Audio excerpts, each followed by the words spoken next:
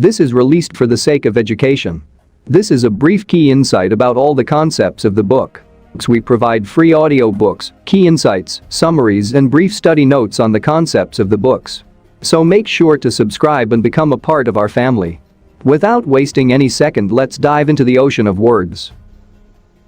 On behalf of Cybervision Systems, I would like to welcome you to one of the most beneficial and powerfully effective personal achievement programs you will ever experience. The Neuropsychology of Self-Discipline, the Master Key to Success. My name is Richard Gebhardt, and I'm going to be your guide as we explore, learn, and use this fascinating and effective program for developing your power of self-discipline, the iron will, the inner strength and drive you need to achieve your life's goals and ambitions. This program is the result of many years of thoughtful scientific inquiry and research. In an attempt to discover and understand the main driving force, the core source of inner power that separates the dynamically achieving person from the unfulfilled, underachieving masses, Cybervision Systems has directed its financial and human resources to find the answer. Through its association with the famed Stanford University Neuropsychological Research Laboratory, and through 7 years of intensive investigation into the science of human achievement, Cybervision Systems has uncovered what it believes is the master key to success. The master key which unlocks the raw potential that lies dormant within the heart and mind of man. Simply stated, we call this key self-discipline. Self-discipline. What's the first thing that phrase makes you think of?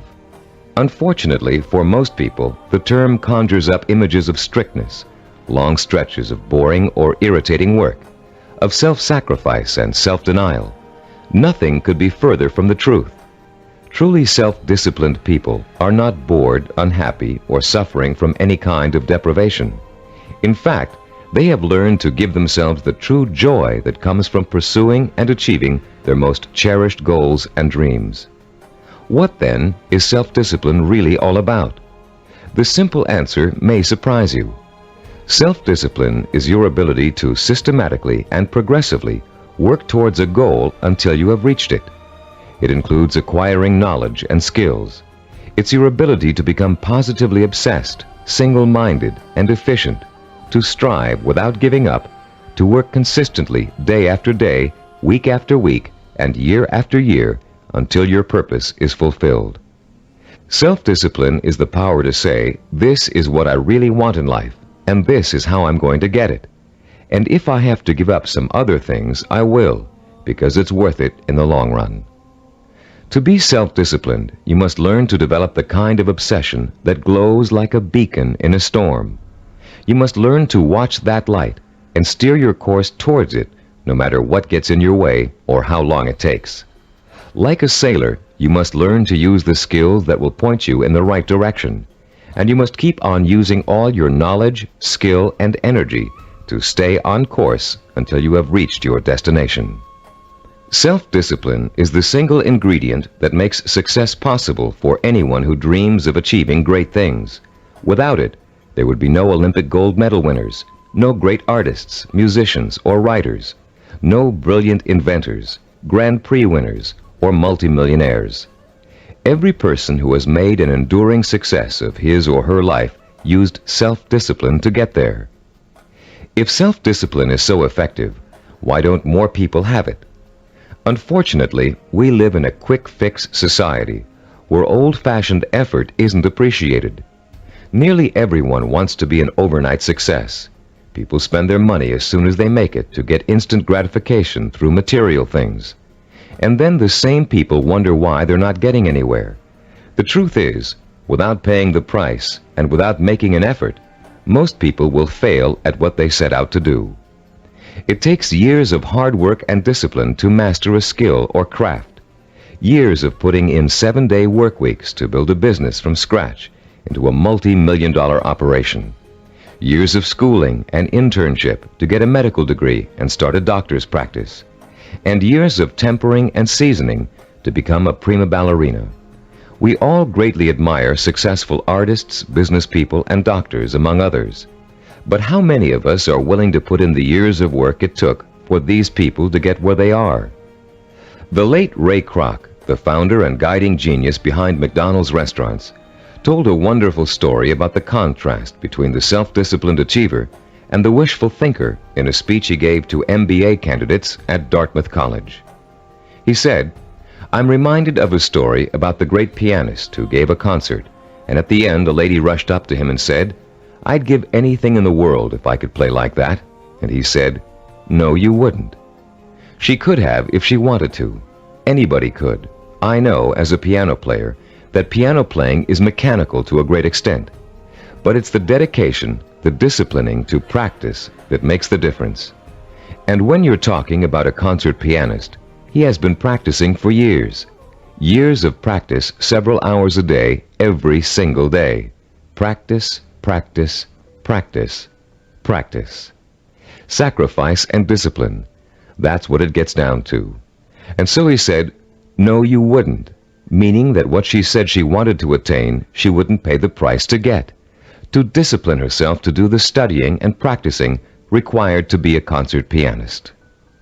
How many times have you heard yourself saying, 'I'd give anything to be a doctor, or a lawyer, or president of a company, or a singer, actress, or dancer, if only I had the talent or the education or the intelligence?' The truth is, with a minimum of talent and average intelligence, you could be any one of those things. With a steady, sustained effort that never falters, never crumbles, and never gets lost in unimportant details, you can be anything you want.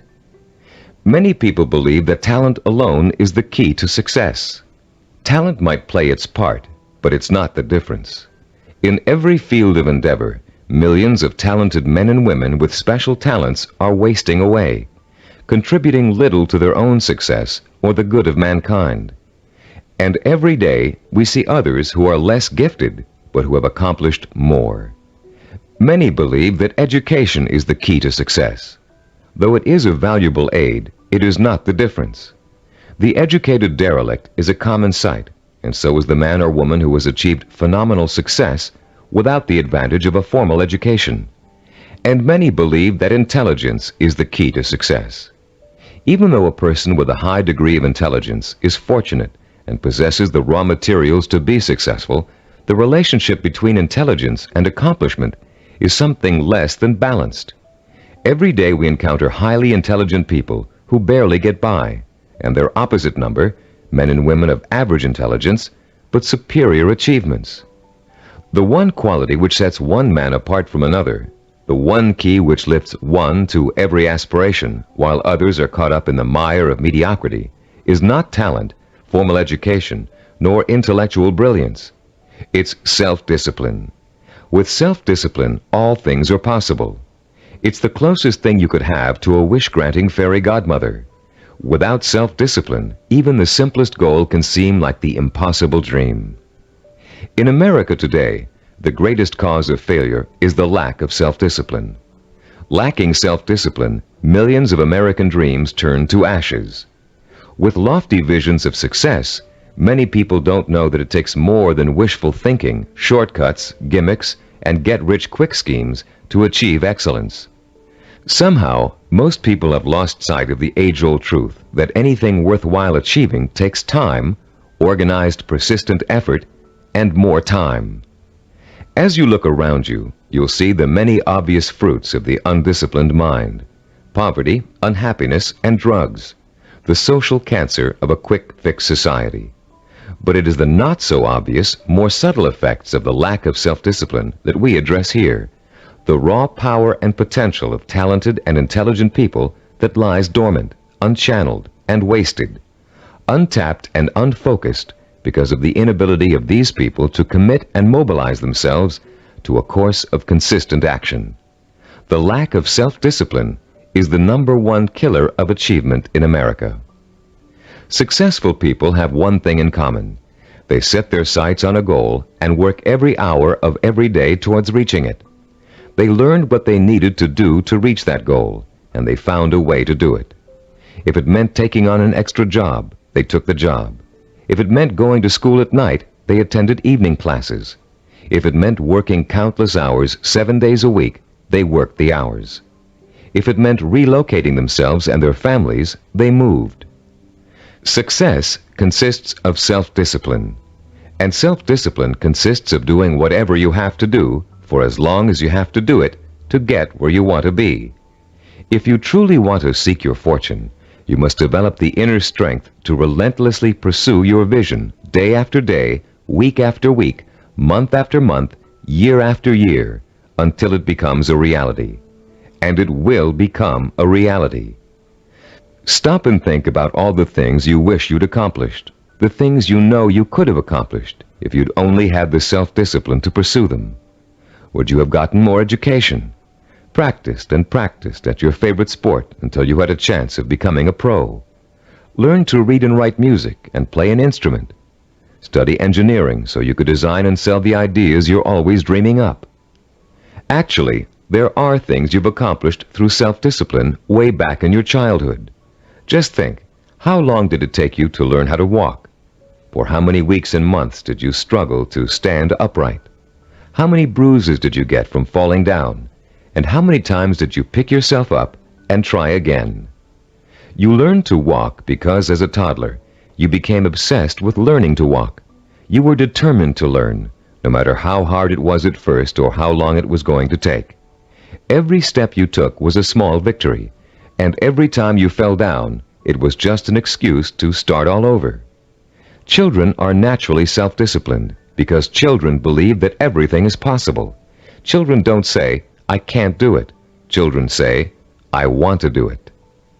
When you want something badly enough, and when you believe in it strongly enough, self-discipline will get it for you.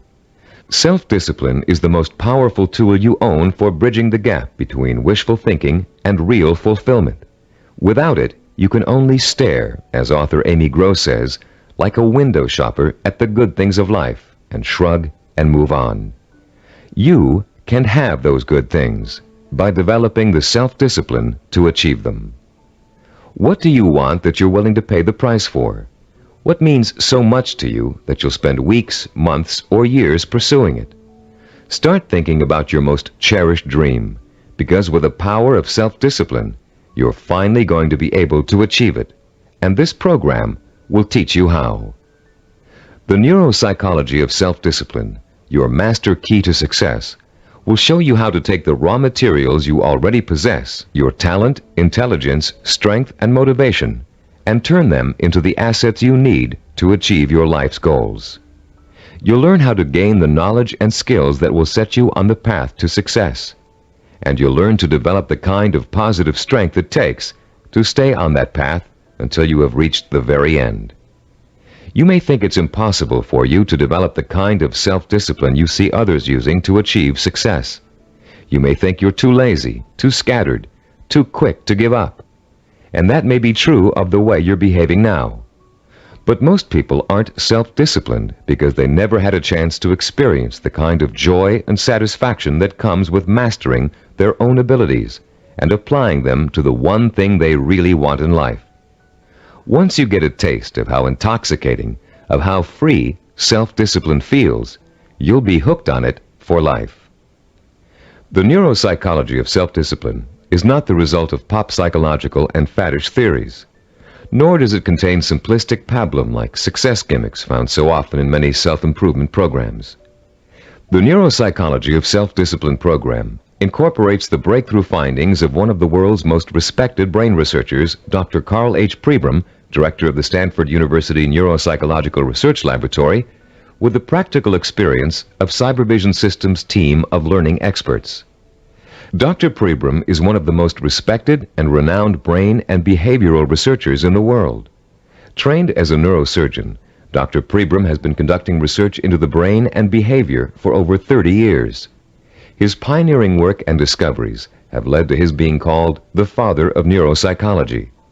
Besides his responsibilities at Stanford, Dr. Pribram also serves as the Director of Advanced Research for Cybervision Systems.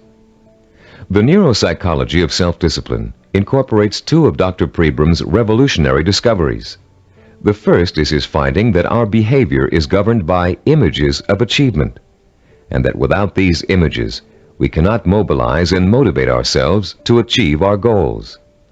The second is Dr. Prebram's discovery of how the human brain forms visual and sensory images and how these images affect our emotions, our power to commit ourselves to a course of action and see it through to the end with excellence through perseverance and persistence. Dr. Prebram's cutting-edge work lets us understand for the first time the relationship between thinking, sensing, motivation, and behavior. And by collaborating with Dr. Prebram, Cybervision Systems has been able to develop a powerful technology that enables you to harness your own mental processes and motivate yourself to develop the kind of iron will that will carry you through thick and thin to achieve your goals, achieve them well and completely, and enjoy the journey every inch of the way.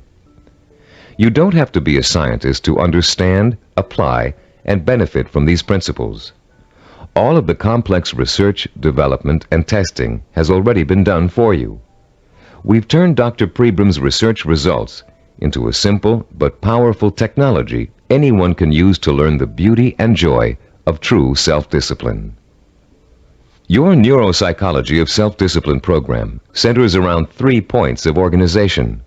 First, in Session 2, you'll be introduced to a description of 10 characteristics of goal-achieving, highly disciplined people. Countless hours of research and interviewing went into gathering this information, all to discover the tools these people used to develop and exercise their powers of self-discipline. These characteristics will become a model or benchmark that you will strive to incorporate into your life. By keeping these characteristics close in mind, you'll have an achievable ideal against which you can measure your own behavior and habits as you strive to acquire and make permanent the skill of self-discipline. The second crucial section of this program is what we call the Knowledge and Information section. In Session 3, you'll be systematically guided through the easy-to-understand and learn principles of Cybervision's power of self-discipline.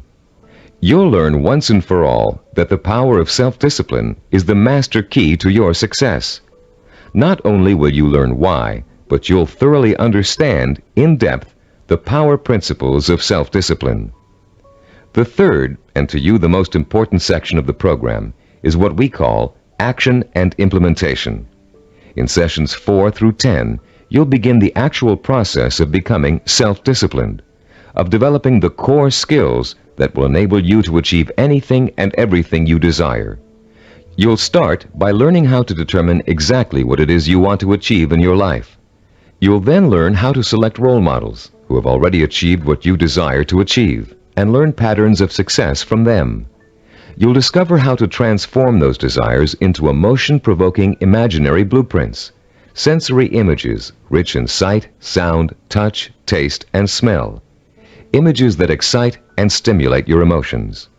You'll learn how to overcome the poisonous doubt that gnaws deep within you as you dwell and reflect upon your chances for success. You'll learn how to determine the knowledge and skills you need to achieve your desire and how to plan your time so that you can progressively achieve your goal over a sustained period of time. And you'll discover the principles of persistence, how to break through the barriers of time, how to keep going no matter how difficult, painful, or tiring it may be, until your dream is realized. Once you have mastered the principles of self-discipline, you'll discover that nothing, literally nothing, is impossible for you. You will feel like a lean, hungry lion who has just been set free from temporary captivity, proud, aggressive, and equipped with the instincts and tools of survival. Included with this program is a personal study guide. It was designed to assist you in mastering the materials and applying the techniques contained in the audio cassettes. Use it well, for it will help you every step of the way in developing the power of self-discipline. Before you go any further with the audio cassettes, please read the introduction in the study guide. Complete the written exercises for this session, Session 1. Then prepare yourself to listen to Session 2 by first reviewing the background information on Session 2 in the study guide. By following the principles of this program, you will, for the first time in your life, be able to achieve whatever it is you desire and accomplish it with the pride of excellence. Talking about success is one thing. Anybody can do that. Achieving it day by day, month by month, and year by year is another. That's what you're going to learn in this program. How to do it. Behind every great achiever, there's another achiever. It may be someone close to home, a parent, teacher, or friend. It may be someone who's currently famous. Or it may be a historical or mythological figure. There are probably many young cadets at West Point and Annapolis today who secretly dream of someday repeating the astonishing feats of General George S. Patton, the legendary World War II hero. Yet Patton himself attributed his success on the battlefield to great military leaders of the past. From early childhood, one of his favorites was Alexander the Great, the young Greek ruler who nearly conquered the world over 2,000 years ago. Fascinated by Alexander's repeatedly successful conquests and his dashing personal style, Patton read everything he could about the ancient warrior. Soon he came to know Alexander intimately, his personality, his leadership style, his way of thinking and solving problems, his military strategies. And finally, Patton got to the point where he could think like Alexander the Great, act like Alexander the Great, and get results like Alexander the Great. When he planned his battle strategies, Patton used tactics that followed along the lines of Alexander's greatest military achievements, and they worked.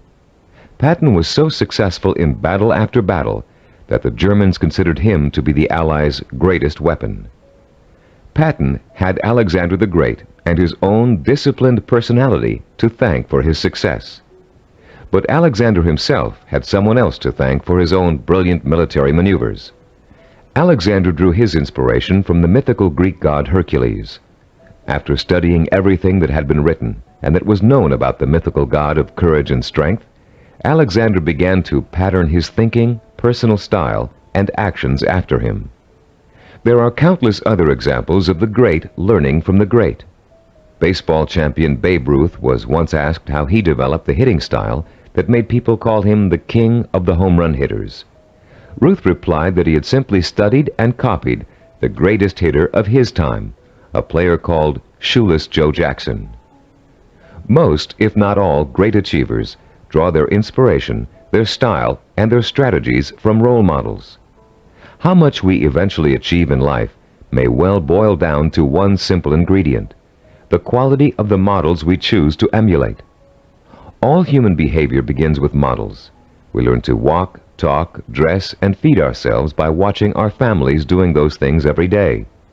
But we learn more than simple everyday activities from the people who surround us as we grow up. We also learn how to think and behave by watching the way they do. Some people have excellent role models, successful parents, or a family friend who has achieved far beyond the ordinary. But having a role model is just the first step toward becoming a disciplined achiever. You must use that model, make it a part of your own personality in order to succeed. This program will take you through the entire process, from start to finish. In this session, you're going to start by being given a role model of your own, a model of the disciplined, motivated achiever. You'll learn the 10 dominant characteristics of that model and be able to compare your own behavior to it. And you'll also learn about its opposite, the undisciplined underachiever, and why that person is destined to fail. Years of research have gone into the creation of this model. Cybervision has studied people who have been successful in business, education, science, the arts, and other fields. These people were tested for the possible presence of dozens of characteristics and attitudes. And when all was said and done, Cybervision found 10 qualities that were common to every one of them. Understanding the characteristics of the highly disciplined achiever can be as inspiring to you as Alexander the Great was to George Patton. Together, they will form a living, breathing picture of the type of person who is highly self-disciplined and who gets things done. With this picture in front of you, you'll have a model to pattern your own behavior after, and you'll be able to begin to reshape your life along rewarding, achievement-oriented lines. As you listen to these 10 characteristics, compare your own behavior to each one. The idea isn't to become discouraged because you're not living up to an ideal. Rather, Concentrate on rating your strengths and weaknesses so you'll understand from the beginning what areas you need to work on the most. Recognize that, as a Chinese philosopher once said, the journey of 1,000 miles begins with a single step. You've already taken that first step by acquiring and beginning to use this program. Now, let's discuss the 10 characteristics common among highly disciplined achievers. The first characteristic of a self-disciplined achiever is a strong, well-defined sense of purpose. The self-disciplined person knows precisely what he or she wants and will go for it, even if it means sacrificing other things in life to get it. Take Norwegian explorer Roald Amundsen, for example. In 1887, when he was a boy of 15, Amundsen read the story of Arctic explorer Sir John Franklin. He was so inspired by Franklin's adventures that he secretly resolved to dedicate his life to polar exploration. And since no man had yet physically found the South Pole, Amundsen set his sights on being the first. His mother had other ideas. She wanted her son to be a doctor and insisted that he attend medical school. At first, Amundsen gave in, but then, unhappy and frustrated, he quit school, joined an exploration party, and went to sea. Amundsen spent years apprenticing in the treacherous Antarctic. It was hard physical work, and there was a lot to learn.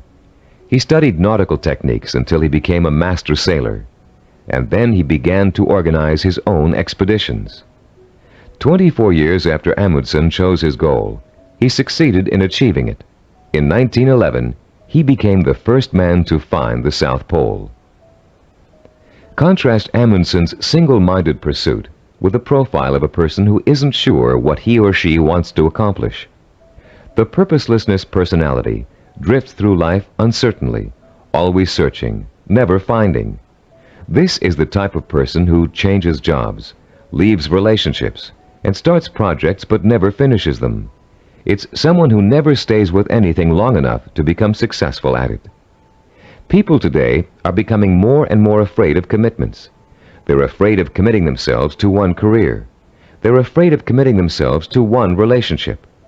They're even afraid to commit themselves to staying in one place for very long. They talk about leaving their options open. Ironically, these people are very much committed to failure, because without a sense of purpose, they can't apply themselves to any one thing, and without applying themselves, they can never succeed. Look around you, and you'll see 40-year-olds and 50-year-olds who are still jumping from job to job, from relationship to relationship, always searching for an answer somewhere.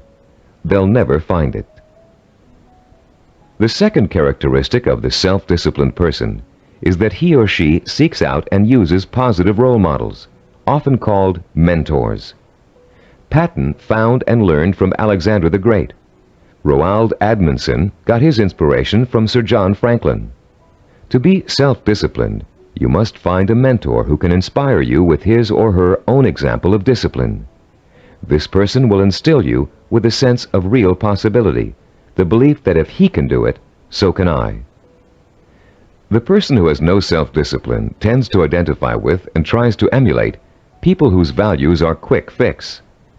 The undisciplined think success can be achieved through gimmicks, luck, or who you know. For this reason, they actually distrust and resent the truly successful. They cannot bring themselves to admit that it takes hard work and consistent effort to reach a lifelong goal. Rather than working to get their own lives in order, these people blame their lack of success on bad breaks. They will always have bad breaks until they give themselves a break. The third quality that distinguishes the self-disciplined person is the strength of his or her imagination. Self-disciplined people use a goal-setting technique called sensory vision. Robert Kennedy's immortal words explain it very well. Kennedy, himself a highly disciplined achiever, said, "Some men see things as they are and ask, why? I see things as they could be and ask, why not?" The key to developing this kind of vision is learning to use your imagination in a clear, creative way. Once you've decided on a goal, you must learn to visualize the outcome with strongly detailed, sensory-rich images. You must learn to clearly imagine the rewards of success through sight, sound, touch, taste, and smell. The French have an expression, déjà vu, which means already seen. The self-disciplined, when they reach their goal, have this sense of déjà vu, because they have already been there thousands of times in their imaginations. You can be sure General Patton knew what victory felt like long before he fought his first battle. And for Roald Amundsen, reaching the South Pole must have felt like a homecoming. The great film director Alfred Hitchcock said that the actual process of directing a film was almost anticlimactic for him. By the time production started on each of his films, he had already visualized every single frame and every single camera angle so clearly in his own imagination that making the movie consisted of just going through the motions. Hitchcock began each project with a template of what he wanted clearly and firmly set in mind. Those who lack self-discipline also lack vision. They have only the vaguest images of goals they might, maybe, someday want to achieve. These people are quite capable of creating sensory-rich visions, but unfortunately, they tend to apply those visions to scenarios of failure rather than success. The fourth quality exhibited by the self-disciplined individual is what we call a positive sensory orientation. Achievers dwell on their own past accomplishments as proof of their ability to succeed. They won't admit to failure. In fact, it can truly be said that they don't know the meaning of the word failure. If things don't first turn out as planned, they just chalk it up to experience and keep on working toward their goal. Self-disciplined people are so eager to learn that they feel every bit of life experience just brings them closer to achieving success. They're not afraid to try new approaches if old ones don't work anymore. They never lose sight of their goal, but they're open to more than one way of achieving it. And this kind of positive attitude ensures that they will. Those who lack self-discipline waste precious time and energy dwelling upon past failures. Through a vicious cycle of negative reinforcement, they use those perceived failures as an excuse not to try again in the future. They develop a fear of failure, a fear of making the effort, and failure generates failure. If you're convinced you can't do something, you won't be able to do it. The characteristics we've discussed so far all add up to a quality called self-assurance. The self-disciplined have a strong gut-level belief in themselves and their ability to succeed that is truly unshakable. Deep down in their hearts, they know they can do it, and no one can convince them otherwise. When Christopher Columbus set out to find a new route to the West Indies, Europeans thought he was crazy. The world is flat, they told him. If you sail west, you'll fall off the edge and be devoured by monsters. But Columbus believed the world was round, and he stubbornly applied to every monarch in Europe until he found one who would finance his voyage to what turned out to be the New World. The disciplined achiever is fueled by self-confidence, but the undisciplined are hampered by self-doubt. This foreboding of failure haunts them in everything they attempt to do, and effectively slams the door shut on any possibility they might have of succeeding. The sixth characteristic that self-disciplined people share is their ability to plan and organize. The self-disciplined achiever knows how to take his or her goal and break it down into pieces that can be worked on one at a time. Priorities are set, and the important tasks are tackled at the beginning. This practical, methodical approach is the only way to achieve success, no matter what your endeavor. When Henry Ford designed the Model A, he had a goal in mind. He wanted every American to be able to afford to own a car, his car. But in those days, cars were hand-built, and the time and effort involved in making one resulted in a very expensive price tag. Ford knew he had to find a faster, cheaper way to build cars. So he patiently worked and planned out a radical new idea, the assembly line. Each person on the line would perform just one task, enabling them to perform it quickly. And an entire machine could be assembled in record time. People laughed and said it wouldn't work, but Ford had spent years planning it out in every detail, and it did work. The assembly line became such a success that other industries began to use it as well. one man's careful and patient planning launched a new industrial era. Contrast Henry Ford with the typical man on the street. His attention is scattered, and he's disorganized. He either has no idea what he's going to do next, or he has so many irons in the fire that he can't keep track of them all. Maybe he's trying to start a business, but he's busy hiring employees when he still doesn't have any clients or office space. Maybe he's decided to switch careers, but he's already planning how to spend all the money he's going to make, even though he's going to need 4 more years of schooling before he can begin to practice his new career. This type of person is wasting time and energy. Without a detailed game plan, and without following that plan as closely as possible until you reach your goal, you can spend your life floundering among half-started projects and missed opportunities for success. Many people think all you need to be successful is a great idea. But without planning, organization, and hard work, the most brilliant ideas aren't worth a dime. Which brings us to the 7th characteristic common to self-disciplined achievers: their ability to acquire the essential knowledge and skills they need to put their game plan to work. Achievers recognize how important it is to learn, and they're willing to make the necessary sacrifices to complete their own personal education. Sometimes this means going back to school. Sometimes it means spending weeks or months gathering information on a particular subject and talking to the kinds of people who can help. Sometimes it means taking a new type of job just to acquire certain skills. What it always means is a commitment to learning what must be learned in order to make a goal achievable. If you want to become a doctor, you must first study pre-med, then go to medical school, and then complete your internship before you can set up a practice. Anyone who thinks he can become a physician without doing all of those things is just dreaming. If you want to run your own business, there are ways of approaching your business education. You can go to graduate school and get an MBA. You can work for someone else in the type of business you want to start and get hands-on experience before going off on your own. You can find a partner who knows how to run a business and take on less responsibility in the beginning, watching what your partner does and learning the essentials. Those without self-discipline are always looking for shortcuts. They take weekend courses and think they're highly qualified for a new profession. They listen to one person's advice and think they've heard it all. They try to start a business without business plans. Going through a real learning process is too much trouble. Why is it so much trouble? Because the undisciplined person lacks patience, the 8th quality on our list of self-disciplined characteristics. The kinds of patience Christopher Columbus and Henry Ford exhibited. The kind of patience engineer Washington Augustus Roebling demonstrated in finishing the building of the famous Brooklyn Bridge.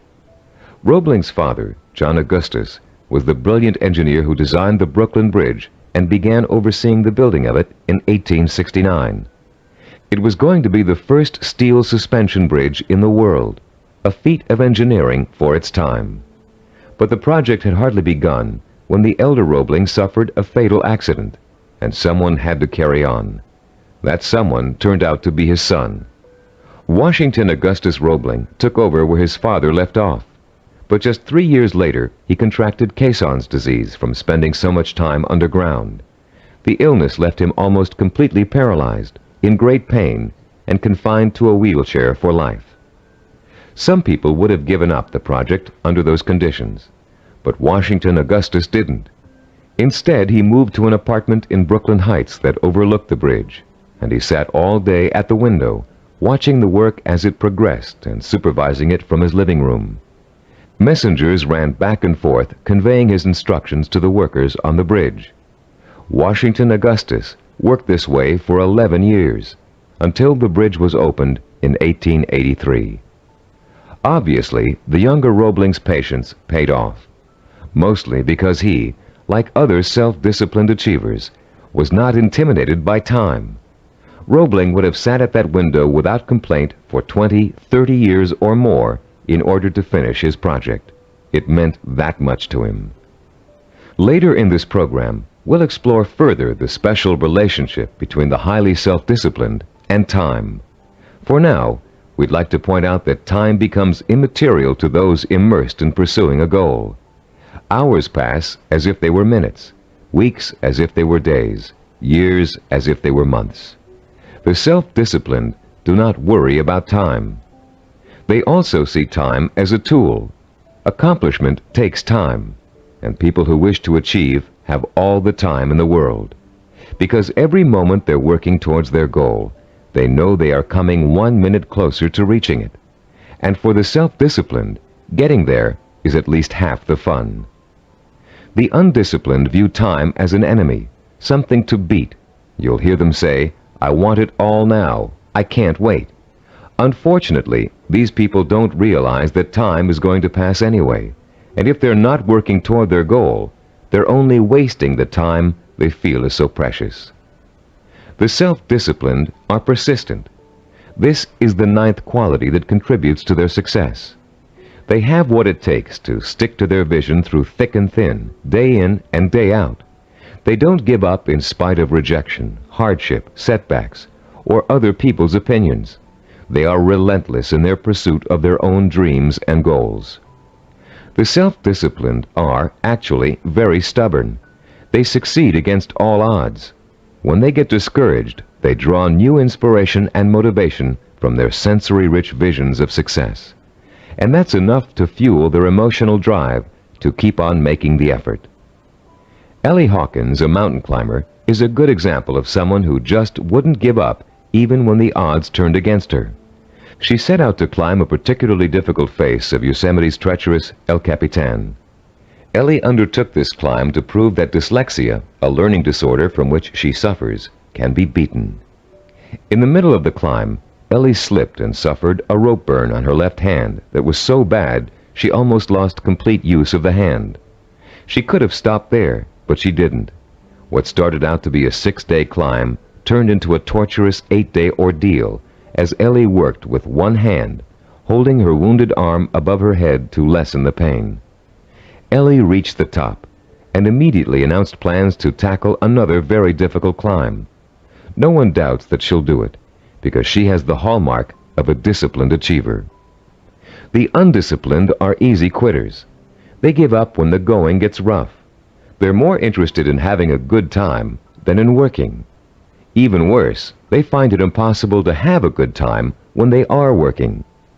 This brings us to the 10th and last characteristic of the self-disciplined achiever: the ability to experience pleasure while working to achieve his or her vision. These people are excited by their goals and become easily engrossed in the work it takes to get there. They're interested in learning, they enjoy acquiring new skills, and they have a good time while they're pursuing their ambitions. To the highly disciplined, there's no such thing as work. Their work becomes their life and their main source of pleasure. When they become successful, you often hear them say, "I can't believe I'm getting rich doing this. It's so much fun." And most of them would keep doing what they're doing, even if they weren't making money at it. To the undisciplined, work is the stressful, painful, boring part of life that must be tolerated between periods of pleasure. These are the people who live for the weekend, who are willing to work only because it gives them the disposable income they can spend on fun. And these are also the people who don't want to put in overtime or take work home unless they're being paid extra for it. If taking on more work will only get them a promotion or a crack at a better job, they won't do it. Now that we've identified the 10 qualities common to all self-disciplined achievers, we'd like you to begin comparing yourself against the model characteristics we just discussed. This self-assessment will give you a good idea of your own strengths and weaknesses. After you've finished listening to this session, turn to page 11 of your study guide and follow the instructions for using the personal assessment form you'll find there. Let's summarize the characteristics of self-disciplined achievers. First, they have a strong, well-defined sense of purpose. They know what they want. Second, they seek out positive role models for inspiration and learning. Third, they use sensory-rich visions and a vivid imagination to set the stage for their own achievement. Fourth, they have a positive sensory orientation. They expect to succeed rather than fail.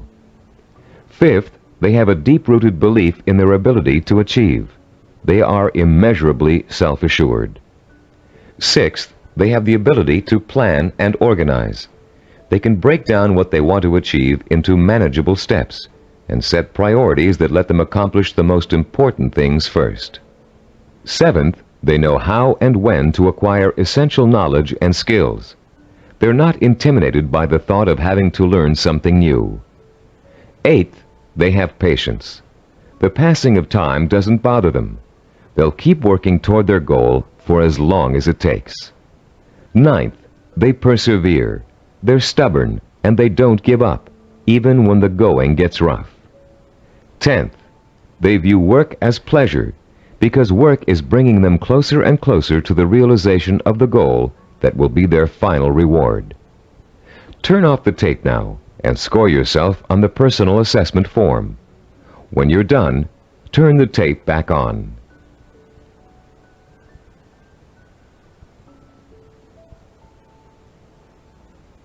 Welcome back. We hope you're not too discouraged by an honest assessment of where you stand now in terms of self-discipline. Remember, you've already taken the first steps toward making a positive change in your life, and you will experience that change by the time you've finished this program. Nothing will be impossible for you once you develop and harness this inspiring and enduring power of self-discipline. And, as you'll soon find out, self-discipline is not so difficult to develop as you might think. As a matter of fact, using this program is going to be your first exercise in acquiring it. Already, you're on your way. In the next session, we'll explore the power behind the characteristics we've just discussed. You'll learn why they're so important in developing self-discipline and what they can do for you once you have them. And you'll be further along the road toward understanding and developing the one characteristic that will give you the power of success. After completing Session 2, you should now have a clear picture of your strengths and weaknesses as compared to the model of the self-disciplined achiever. Perhaps for the first time in your life, you're able to objectively see which of your attitudes and behaviors have been acting as barriers to developing the kind of self-discipline that will enable you to achieve your dreams and ambitions. Now that you have a better understanding of the 10 characteristics of the self-disciplined achiever, we're going to provide you with a scientific foundation for Cybervision's unique self-discipline program. In this session, you'll learn how recent scientific discoveries have made it possible for you to acquire, harness, and focus the power of self-discipline, the power to achieve whatever your mind and heart are set on achieving. That power is what sets achievers apart from the mass of ordinary people described by American philosopher and writer Henry David Thoreau as leading lives of quiet desperation. That power is what drove great achievers like Dr. Jonas Salk, Ludwig von Beethoven, Albert Einstein, and Mahatma Gandhi. But what does that power consist of? What is the force that motivates high achievers to sustain a long-term effort that might take 10 years, 20 years, or a lifetime to achieve? More importantly, if we can define and isolate such a force, how can you or I tap into it? The force exists, and it has a scientific basis. By the time you've completed the neuropsychology of self-discipline, you'll understand its origins, its strength, and its power. And you'll be armed with all the tools you need to stay in touch with that force in order to accomplish anything you set out to do. There are many self-improvement programs that, like crash diets, offer good short-term results but stop working after a few days or weeks. These programs tend to rely on one of three kinds of motivation. The first is evangelical. A powerful orator, we'll call him Speaker X, comes to town with promises to increase motivation and production after a single seminar or series of seminars. Perhaps your boss encourages you and your coworkers to go. Perhaps he even purchases a block of tickets. Meeting night arrives, you attend, and the speaker is indeed inspirational, as are the bells and whistles and songs and slogans that accompany him. It is a fever-pitched, emotionally charged experience that Speaker X has to offer. As he exhorts you to live up to your enormous potential, to work harder, better, and more enthusiastically, to use your talents, to use your mind, you feel power welling up inside you, and the people around you are feeling the same kind of power inside them.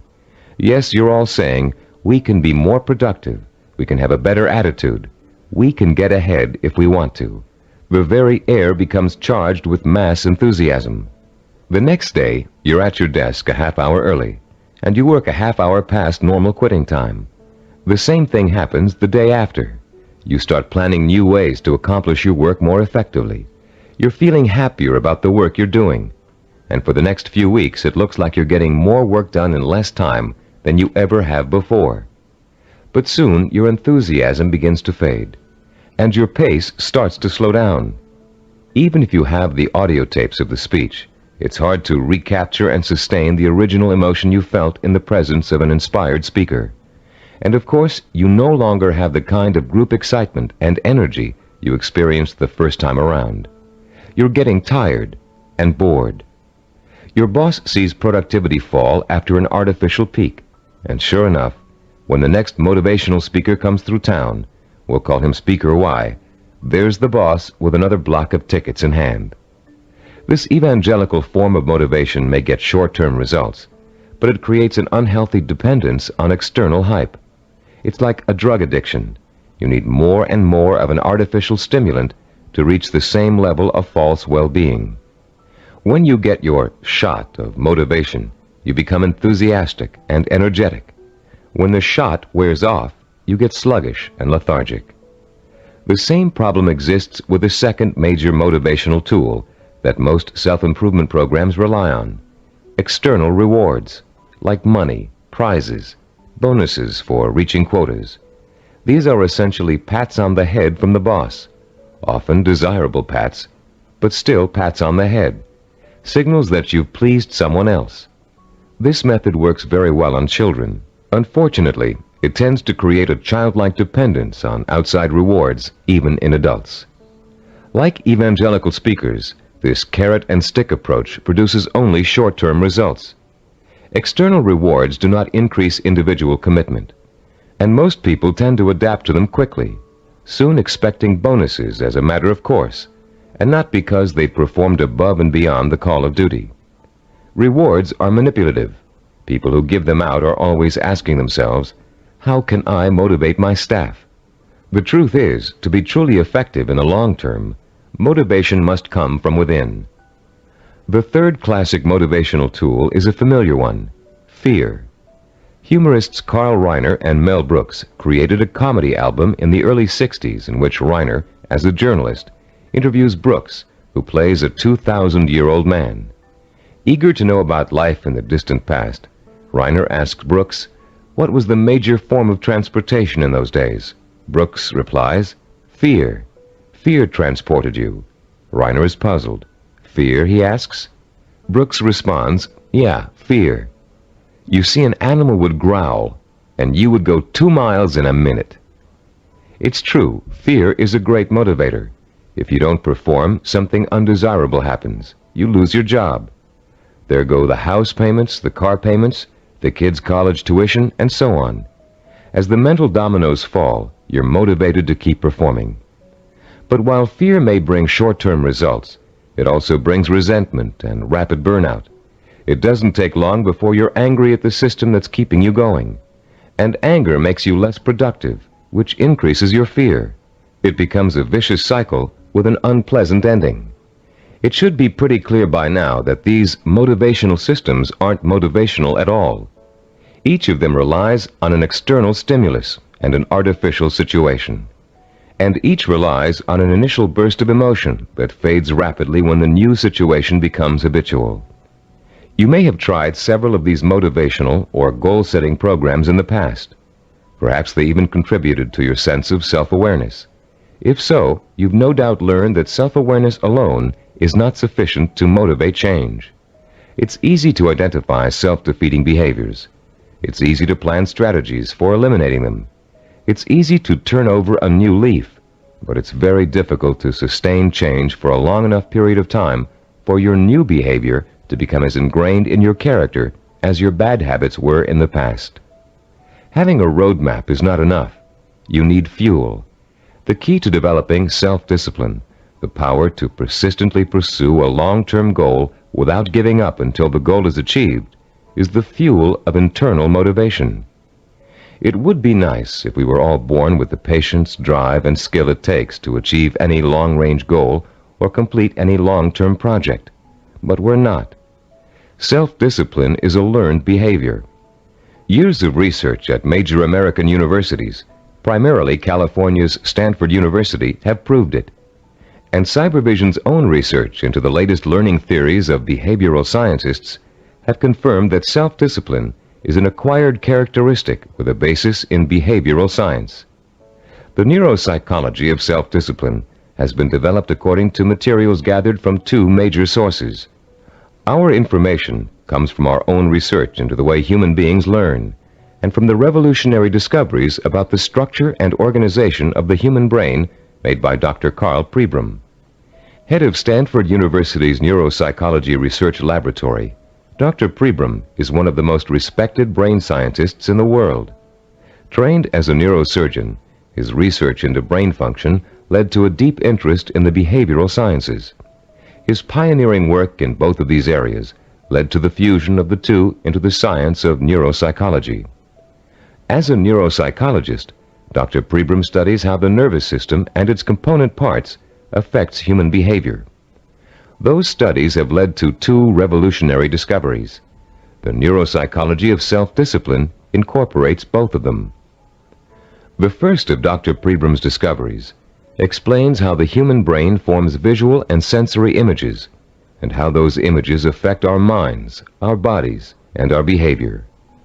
The second discovery is that our behavior is governed by images of achievement, neuronal blueprints of the skills and actions that determine our success or failure in the achievement of our goals. Let's discuss how each of these scientific discoveries leads us to understand the power and the origins of self-discipline. Many scientists and psychologists have believed for years that the human brain barely distinguishes a real experience from an imagined one. Best-selling self-help books like Psycho-Cybernetics, Think and Grow Rich, and others have used this belief as their foundation for motivation and change. This idea has also been the cornerstone belief of people involved in metaphysics and the human potential movement. The idea that the brain cannot tell the difference between a real experience and an imagined one has never been scientifically proven until Dr. Pribram's research showed us that it is true. But Dr. Pribram's research did not prove that, as many people think, all you have to do is imagine what you want, and through the magical power of the mind you will achieve it. If this were true, achievement would be easy. And as anyone who has tried to achieve a long-term goal will tell you, it is not. Put into its proper perspective, this concept of imagination is critical to achievement, but not because imagination possesses a magical power to attract success like a magnet.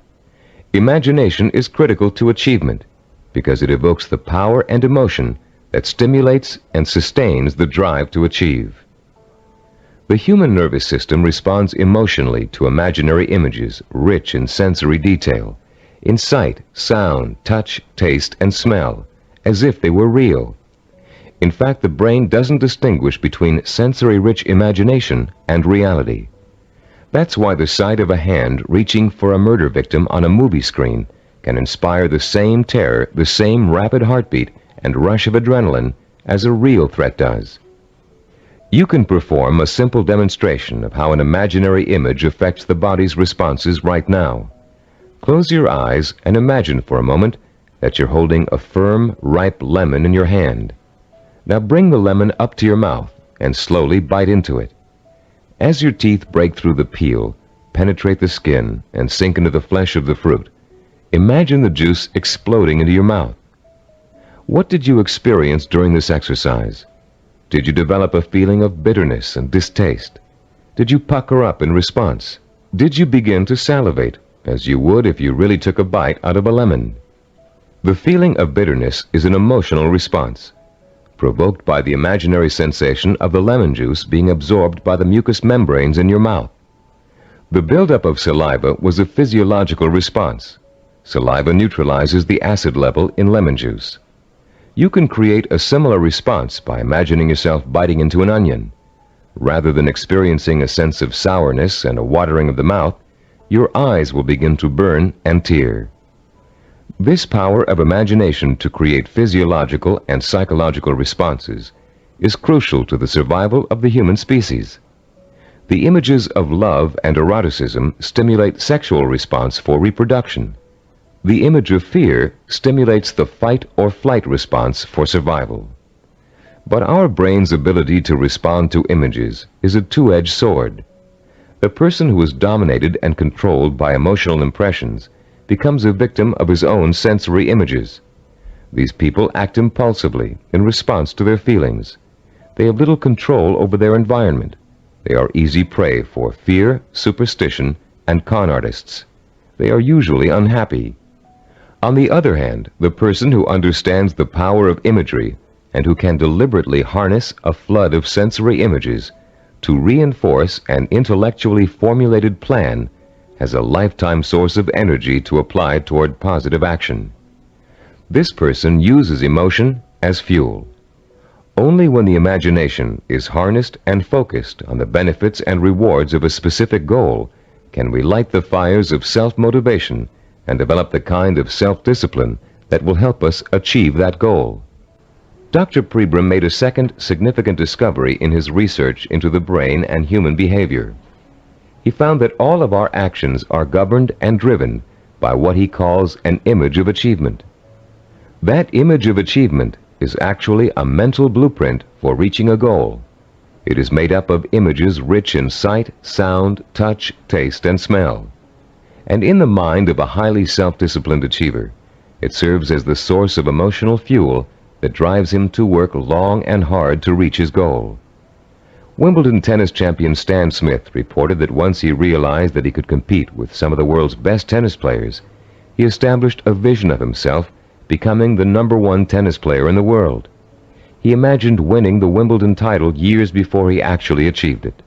He saw himself receiving the trophy, dancing at the winner's ball. He felt the worldwide acclaim that would accompany his success.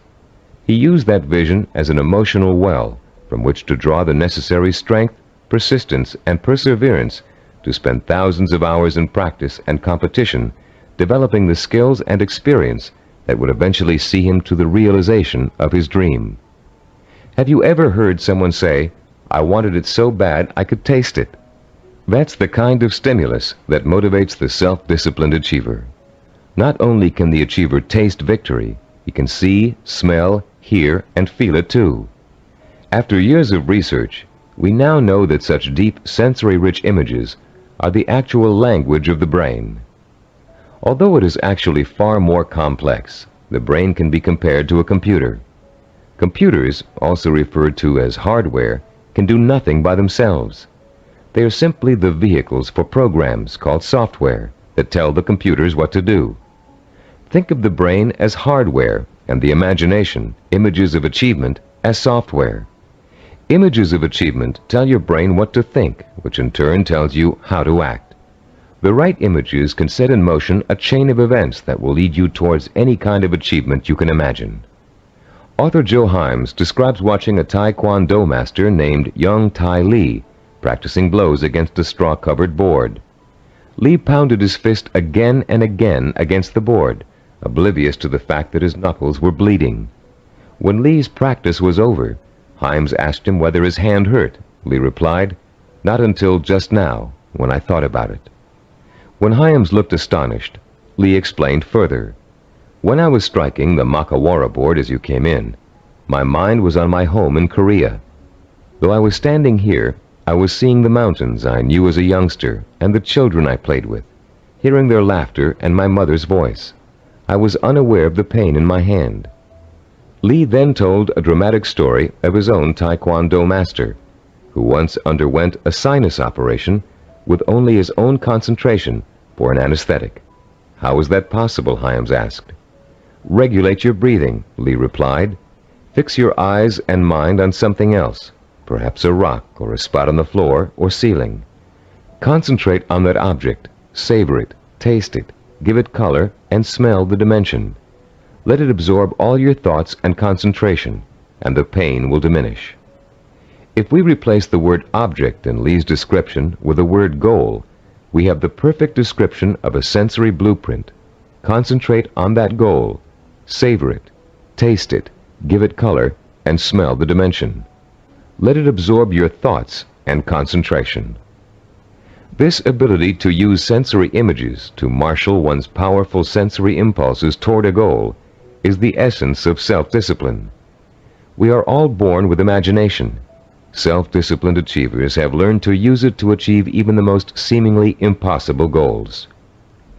The self-disciplined achiever begins the journey to success with imagination. He asks himself, if I can have whatever I can imagine, what do I want? What is my purpose? When he has defined that purpose, he uses his imagination to create a vision of achievement, a sensory-rich image that will evoke an emotional response so strong that he is driven to action to bring his vision to life. And when he has achieved that goal, he uses his vision to create new goals, for the self-disciplined achiever never stops. He has learned such a powerful method for becoming successful that the pleasure of succeeding has for him become life itself. The self-disciplined achiever also uses imagination to change his goal whenever necessary. As images evoke emotion, and emotion propels him to act, he gets closer and closer to his goal. And the closer he gets, the more his reality changes. When it changes in such a way as to make his original goal either impossible or undesirable, he changes that goal to fit his new reality. The self-disciplined achiever creates a feedback system that ensures that he will never give up, and he will ultimately achieve what he wants. This is where most people fall down. They're working towards a goal, and suddenly circumstances interfere with that goal. They get sidetracked. Then when they try to get back on course, it doesn't work. Because their original goal does not fit their new reality, they think they have failed, and they give up. In the same circumstances, the self-disciplined achiever uses his or her goal visualization as a reality check. If reality suddenly dictates that the original goal won't work, the goal must be altered to fit reality. The achiever has not failed. He or she has set a new course that will lead to success. Take someone who sets out to become an obstetrician. After 4 years of pre-med and 2 years of medical school, our self-disciplined achiever suddenly realizes that she's far more interested in becoming a neurologist. Should she drop out of medical school? Of course not. She'll simply switch her visual blueprint to another field of medicine and change her plans for where she'd like to intern after medical school. She doesn't think of herself as a failed obstetrician. She thinks of herself as a successful neurologist. Or take the businessman who wants to open up a retail store in his neighborhood. During the knowledge-gathering process of talking to other business owners, discussing loans and insurance with bank officers, and looking into buying franchises, he discovers that a retail operation won't really fit his particular talents or expectations. Instead, he realizes he's a perfect candidate for starting a direct marketing company. So he changes his vision and his direction to fit his new goal. For these people, the fire still burns, but the trial and error process of working towards their goal has led them in directions they wouldn't originally have thought to go in, and they will be successful because they're flexible enough to grow and change as their goals grow and change. The relationship between vision, self-motivation, and achievement can be condensed into an easy-to-understand 7-step formula for developing self-discipline. As we explain that formula, you can refer to your study guide and follow along as we talk about the 7 keys to self-discipline outlined in diagram 3.1. The first step in developing the power of self-discipline is to create a purpose. You must define a cause to which you can wholeheartedly commit your time, resources, and energy. This cause points you in a direction. It gives you a reason for making the effort. It lights a small spark inside you that will soon begin to burn with emotion and drive. The second step is to find role models who have already achieved what you want to achieve. Study their life patterns, their methods and techniques for reaching their goals. Let their example inspire you, and realize that they are normal people just like you, but they are self-disciplined people. With the power of self-discipline, you can achieve as much as they have. With a firm purpose in mind and an exciting sense of possibility sparked by your role models, you'll find yourself developing a strong-willed emotional belief in your ability to succeed. The first small spark of hope is turning into a glowing ember of possibility. In the third step, you'll translate your feeling of possibility into a sensory-rich vision of success. At this point, with a vision rich in touch, taste, sight, smell, and sound in front of you, you'll make the leap from the possible, "I think I can do it," to the heartfelt, "I know I can do it." Your vision and your belief will fan the embers of conviction until they burst into a flame of emotion that incites you to action. This all-encompassing flame of emotion is the fourth step of the formula. It is what gives you the energy, the creative power, and the desire to single-mindedly see your vision through to its successful completion. Motion is the root word for emotion. The original meaning of the word emotion is, in fact, a moving, a stirring, an agitation, which is precisely what happens when belief in your goal catches fire. The fifth step in our formula is planning, the first bit of action inspired by your emotion. Through effective planning, you can identify and map out the steps you need to take in order to make your vision a reality. You'll figure out exactly what you need to do to accomplish your goal and how long it will take. And turning your vision into a concrete goal will further fuel the fires of emotion and action. Once your vision has become a plan, you must acquire the knowledge and skills necessary to implement that plan. This is the sixth step in the formula for developing self-discipline. No matter how difficult the learning process might be, you continue to draw inspiration and fortitude from your vision. And each time you master a skill, your confidence in your ability to achieve increases. The seventh and last step in our formula is what we call persistence and perseverance.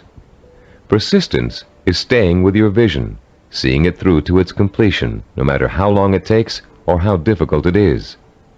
Perseverance is persisting in spite of setbacks, disappointments, and hardship. Once you begin acting to achieve your goal, your drive to sustain the forward motion, to persist and persevere, is constantly fueled by the strength of your initial vision. And as you get nearer and nearer to accomplishment, the vision becomes more and more real. As your vision fuels reality, and reality fuels your vision, your drive to achieve begins working like a giant breeder reactor. You've put into motion a self-perpetuating spiral of vision, belief, emotion, motion, and reality. This formula for harnessing the essence of self-discipline will change your life. For the first time, science has given us the power to truly be able to change our own circumstances from the inside out, to understand what makes men and women overcome tremendous odds and obstacles to achieve greatness. For the first time, greatness is within the grasp of each of us. Through the understanding of the scientific principles that govern our thinking and behavior, we can, for the first time, program ourselves for success. In the next session, you'll begin to put the principles you've just learned into action. You'll learn a powerful sensory exercise which will let you determine your true goal. And once you've taken that vital first step, you can begin the exciting journey of action that will propel you towards the ultimate achievement of your heart's desire. At a recent workshop based on the neuropsychology of achievement, Cybervision President Stephen DeVore was asked an interesting question by a young corporate product manager. Mr. DeVore had been outlining the principles of goal setting when the product manager said, "You know, there's one problem I haven't yet solved. We talk about opportunities and goals, but there are so many opportunities to choose from, so many different directions we can go.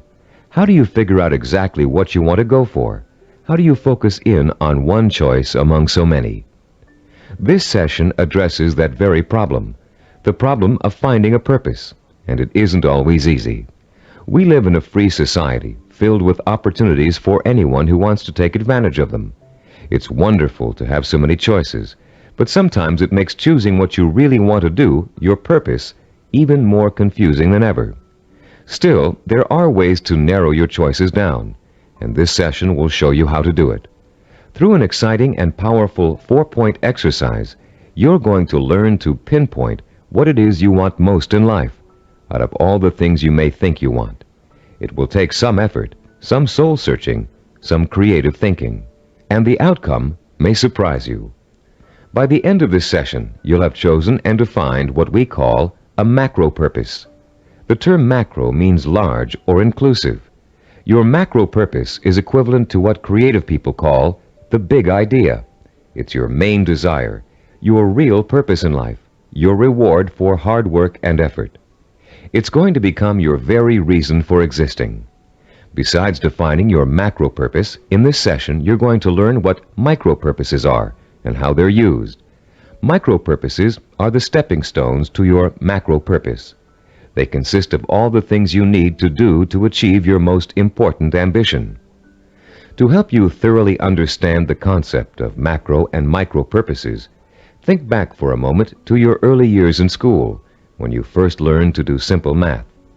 Remember what a struggle it was to understand how to add, subtract, multiply, and divide? Numbers seemed a mystery to you back then, and you may have thought you'd never learn how to perform the most basic math functions. At the time, learning math for you was a macro purpose, and all the elements of learning it were micro purposes. You had to learn to count, for one thing. You had to learn the symbols for addition, multiplication, subtraction, and division. And you probably had to memorize the multiplication tables. As an adult, math seems to hardly be important, but you couldn't balance your checkbook or manage your money without it. And if you're a stockbroker, accountant, retail store manager, or bank teller, among other things, math is an important part of your job. So math was a micro purpose that helped you launch your present career, your macro purpose. If your desire is to earn a college degree, a macro purpose, you must take a certain number of courses and amass a certain number of credits. Each course you take that counts towards your degree is a micro purpose. But if you want to be a doctor, earning a bachelor's degree by itself is only a micro purpose. You still have to attend and graduate from medical school and complete an internship, more micro purposes, before you can be licensed to practice medicine. As you can see, macro and micro purposes change according to your stage in life and what you want to accomplish at the moment. A teenager may enter college with no clear idea of what he or she wants to do except finish school, the macro purpose of the moment. But by the third year of school, that student may decide on a career that requires additional schooling and a period of apprenticeship. So finishing school becomes a micro purpose, a stepping stone to a rewarding career. But macro and micro purposes don't just apply to careers or lifelong goals. Setting a macro purpose and determining what micro purposes are necessary to achieve it is an excellent way to help you accomplish any goal, no matter how large or small. It's a logical and creative process that lets you organize your thoughts and actions to make your goal clearer, more rational, and easier to achieve. Just imagine for a moment that you're stranded alone in the wilderness on a freezing winter day. It's late afternoon, and there's no hope of rescue before the next morning. Somehow, you have to figure out a way to survive the bitter cold night, your macro purpose.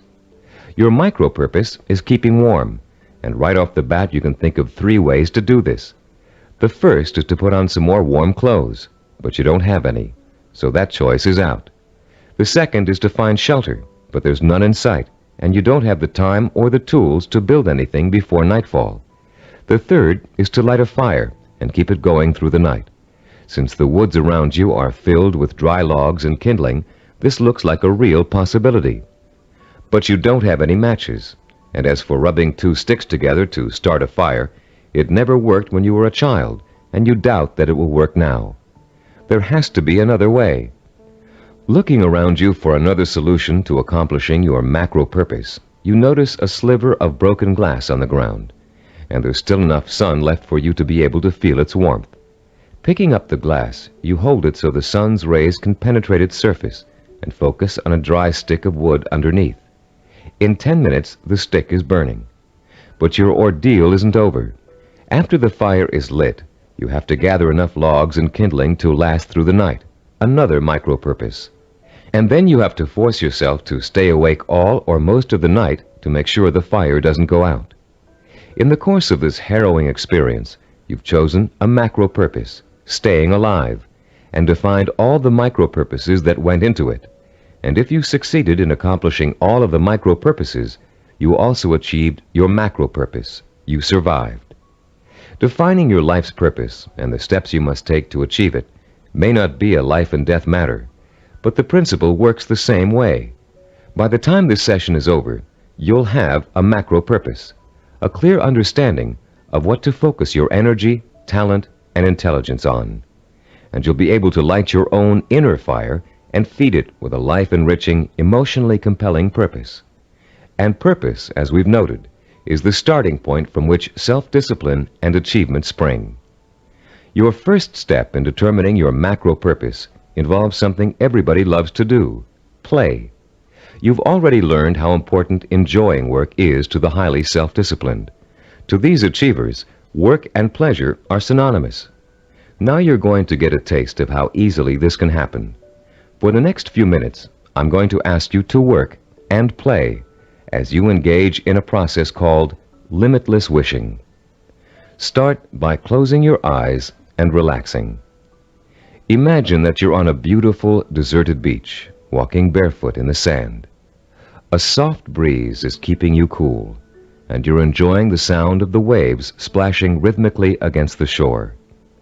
As you stroll along the water's edge, you see an object in the near distance that's half buried in the wet sand.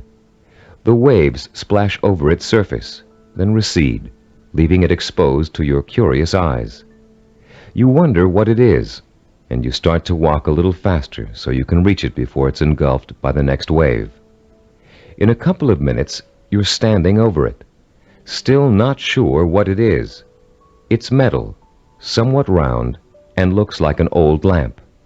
You dig your fingers into the wet sand and pull it out. There's an inscription on the side of the object, but you can't read it clearly. You begin to rub some of the sand away from the oddly shaped letters. Suddenly, the lamp begins hissing, and it releases a cloud of what looks like steam or gas. Frightened, you drop it, but you continue to watch what the lamp is doing out of curiosity. Slowly, before your very eyes, the cloud begins to assume human shape, and soon you're looking up at the largest person you've ever seen. When it speaks, its voice is rich and kind, and its message is amazing.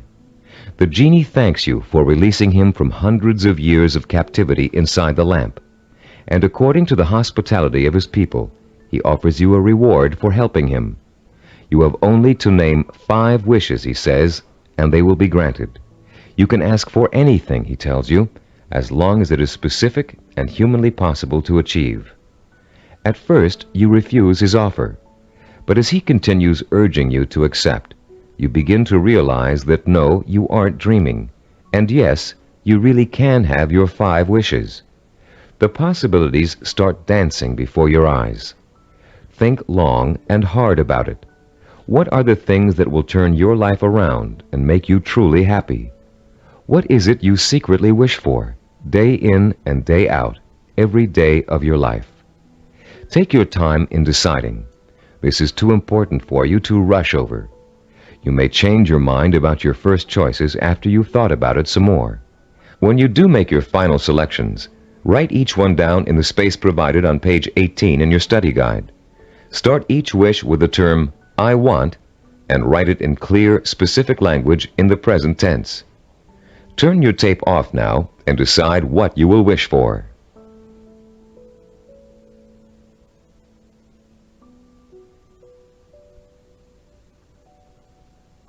Welcome back.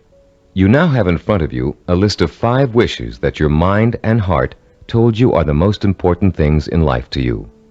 Now, with a little imagination, you're going to create a scenario in which each of these wishes is fulfilled. This second step of our four-part process is called wishful imagining. Close your eyes again and picture, in as much detail as possible, that your first wish has come true. If you wished for a great deal of money, imagine how your life has changed now that you've gotten it. Imagine the kind of house you're living in, the kind of car you're driving, the kind of clothes you're wearing, and what you're eating for breakfast and dinner. Maybe you've got a private plane or a swimming pool, a new career, new friends, or the same friends you have now, but with a new attitude toward you. Try to imagine that you're having dinner or drinks with your best friend, and you're explaining to that friend how your new life feels. This is a friend you trust completely, so you can say anything, positive or negative. Really imagine you're there, in the restaurant or bar being served food or drinks, with people talking around you and soft music in the background. Imagine what you look like. Are you younger, thinner, better dressed? Is your friend looking envious? Picture every single detail, down to the season, the location, the restaurant, the plates and glasses on the table. Repeat this process for every one of the 5 wishes you wrote down. And as you imagine each one coming true, pay attention to your emotional response. Are some wishes easier to imagine than others? Did 1 or 2 really make your pulse quicken with excitement? Are there any that felt particularly comfortable, as if you could just walk right into the scenario and feel at home?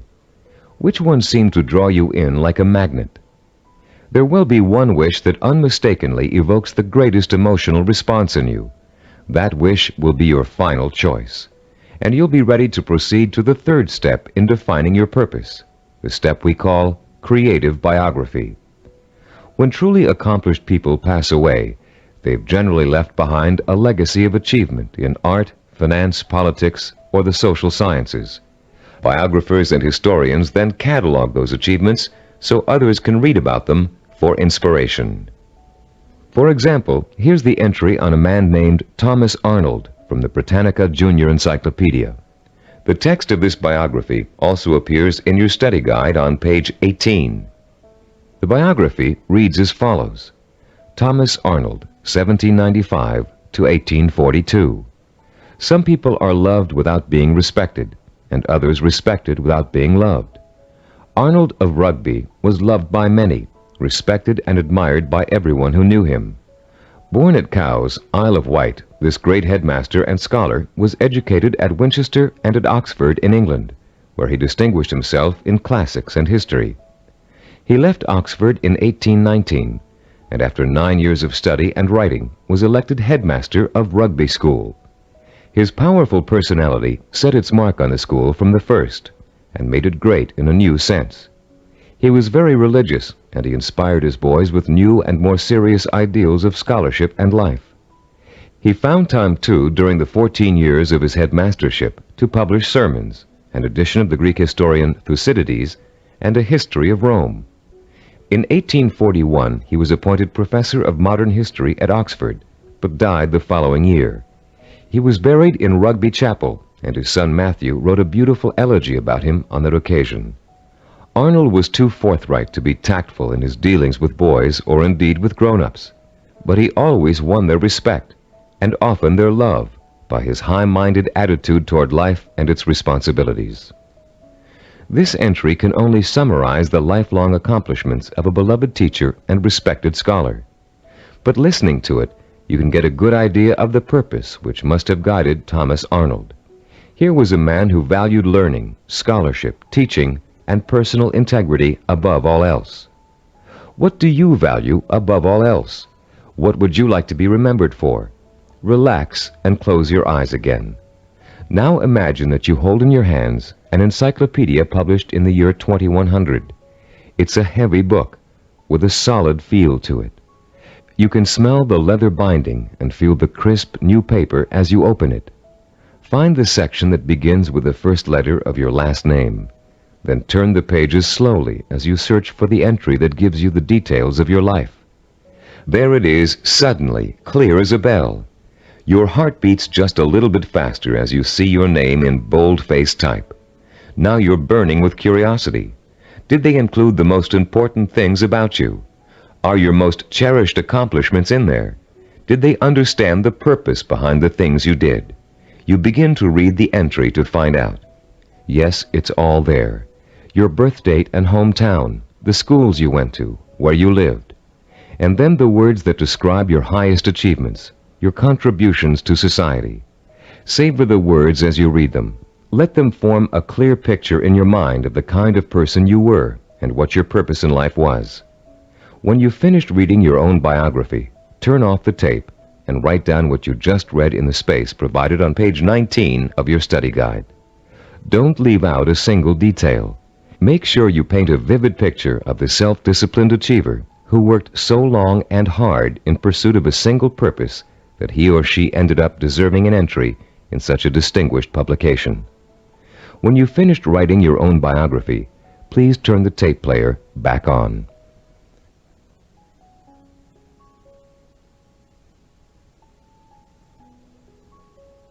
Welcome back.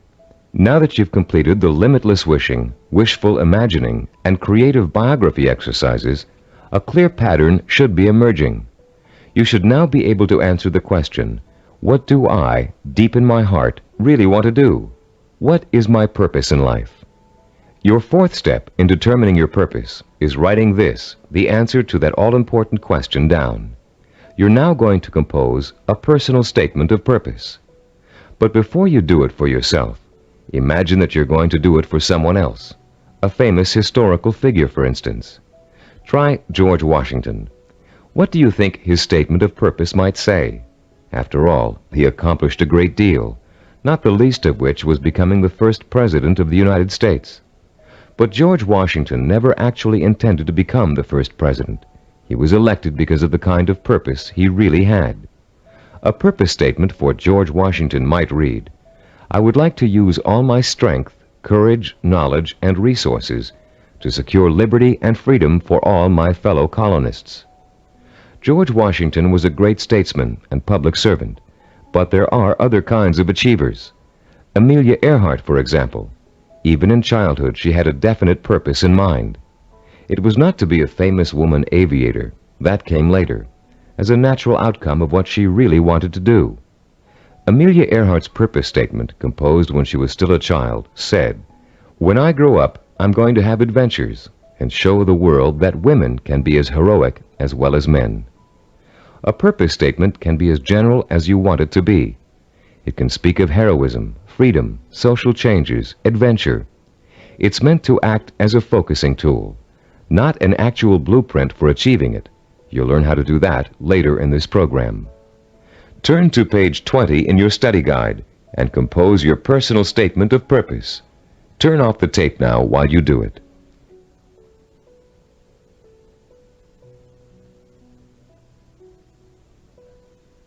Welcome back again.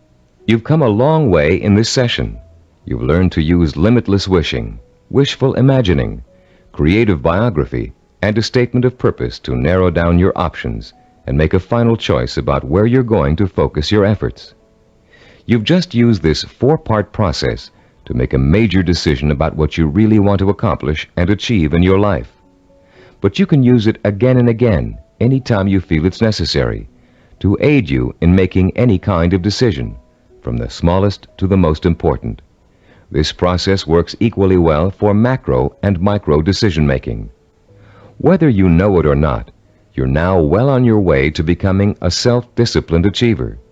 You've learned to use one of your richest natural resources, your intuition and imagination. You've discovered what it is you really want to achieve and have written it down as a statement of purpose. You've laid the solid foundation upon which the power of self-discipline is built.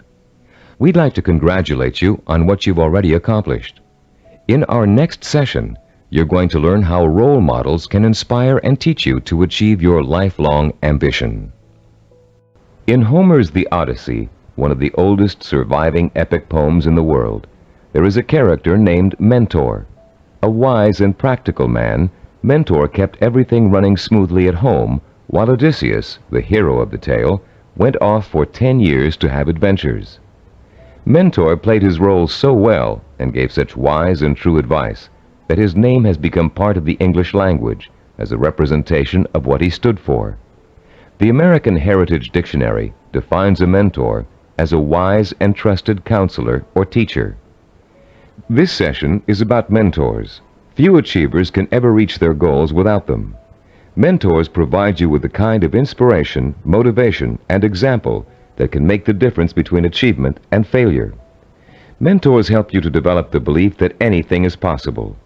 And mentors allow you to learn through modeling, that is, emulating the person you'd like to be. In ancient civilizations, mentors were revered. In the 18th century BC, there lived a wise Babylonian king named Hammurabi. One of his greatest achievements was developing and drafting mankind's first set of civilized laws, known today as the Code of Hammurabi. This king was so wise that one of his laws required all men of learning and craftsmanship to pass on their knowledge and skills to the young through examples their students could follow. Hammurabi realized that without modeling, no civilization would last very long. There have been many changes in the past 3,800 years, but one thing has remained the same. Without modeling, learning and achievement are not possible. It is a rare person who can forge a new path in society without consciously or unconsciously imitating someone that came before him. It is a rare artist who develops a new style without first having worked in the style of a master he or she has always admired. But actual skills aren't the only thing you learn through modeling. Values, attitudes, and behaviors are also passed on from mentors to students. And whether you realize it or not, you've been a student of behavior all your life. As an infant, your eager mind quickly grasped everything that was going on around you. You watched and later imitated what your parents, siblings, friends, and teachers were doing. If you had good models, models of integrity and achievement, most likely you grew up to be an achiever yourself.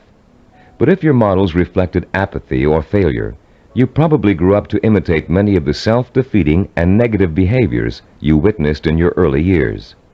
Most of us had models who could best be called middle of the road. Your parents may have had specific skills and abilities they were proud of, but fell short of being a good example to you in other ways. An older brother or sister may have possessed exceptional talent in an area where you couldn't possibly compete. As a result, you've probably been instilled with a mixture of negative and positive attitudes about yourself and your abilities to succeed. It's time for you to develop the kind of positive outlook that is critical to developing self-discipline. It's time for you to throw off the cloak of self-doubt and realize that when you acquire self-discipline, you have what it takes to achieve your goal. It's time for you to use that self-discipline to develop the knowledge and skills you need to achieve. And in order to do all those things, it's time for you to find mentors who have already accomplished what you want to achieve. You're no longer a helpless infant who can't pick and choose good models to learn from. As an adult, you have the intelligence and power to go out and find the kind of mentors who will inspire and teach you with examples of their own persistence and positive attitudes and behaviors. By the time we finish this session, you'll know how to find your own personal mentors and use them to their fullest ability. And you'll be able to overcome the negative attitudes and lack of self-discipline that have been holding you back up until now. You'll learn how to identify your own personal role models using historical figures and the people surrounding you today. You'll find out how to actually learn new attitudes and behaviors from them. You'll learn how to use them to create a blueprint for your own actions, starting right now. And more importantly, you'll learn how to draw inspiration from them, the kind of inspiration that empowers your purpose, what you want to achieve, with a sense of possibility. If others have achieved it, then it's possible for me too. How do you go about finding mentors? At first glance, it may seem that there's nobody even remotely accessible to you who has the same kind of hopes and dreams as you do. But high achievers always find a way, and so can you. In our research, we discovered that achievers draw their inspiration from role models in two ways: indirectly, from reading and watching films, and directly, through day-to-day observation and contact. Let's first discuss how self-disciplined achievers indirectly find their mentors.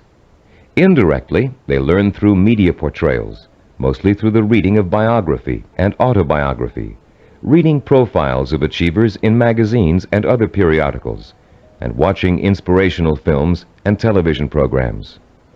You may not be able to meet and talk to George Washington, Charles Lindbergh, Margaret Mead, or Agatha Christie, but each one of them has left behind a legacy of accomplishments that have been covered extensively in print and film. Stop now and think of all the people you've read about, heard about, or seen portrayed in films. Whom did you admire most? Whose story elicited a throb of recognition from you, a feeling that if you could be in anyone's shoes, that was the person you'd like to be? It could even be a fictional character, a great detective or explorer created by an imaginative writer. But there had to be, and still has to be, someone you've always greatly admired and wished you could be like. After he made the film Rocky, Sylvester Stallone talked in an interview about the power of mentors and how his movie worked to inspire millions of people around the world. "I think there's a definite formula in reaching audiences," he said. "Provide them with heroes and heroines who have to pull themselves up from the depths of despair. And as they struggle and claw and finally attain their goal, the audience says, 'That's the kind of person I want to be.'" Stallone's character Rocky is the embodiment of a man obsessed with and driven by a vision rich in emotion and purpose, a self-directed achiever who overcame the odds through hard work, effort, persistence, and perseverance. Browse through the New York Times nonfiction bestsellers list this Sunday in your local paper.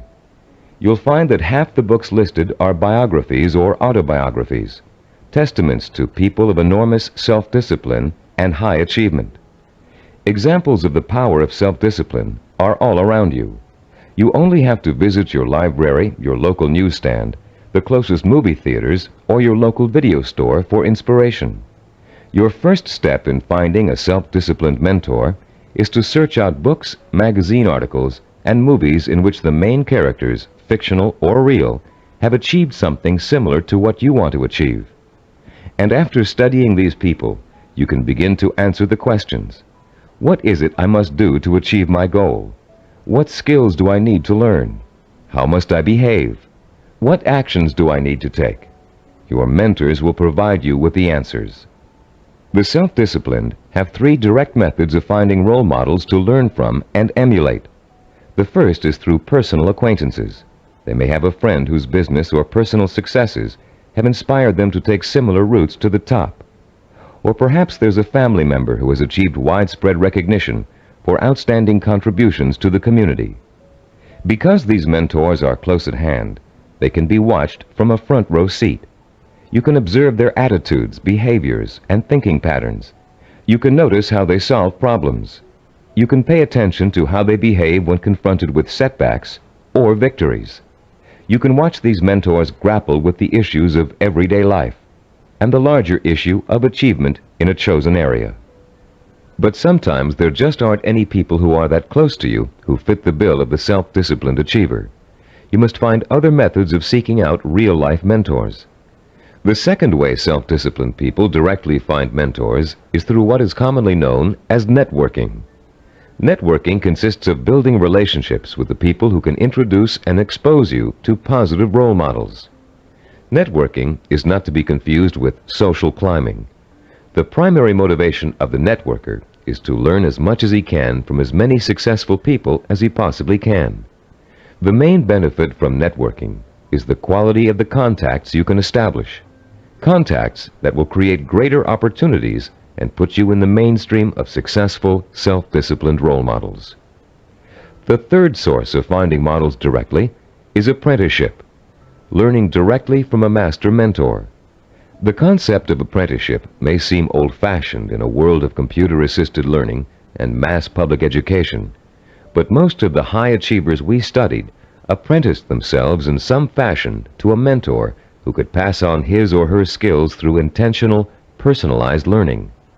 Apprenticeship is extraordinarily common in the arts, trade crafts, business, medicine, law, politics, teaching, and sports. Leaf through any encyclopedia and notice how many of the achievers profiled learned their skills under the tutelage of a master mentor.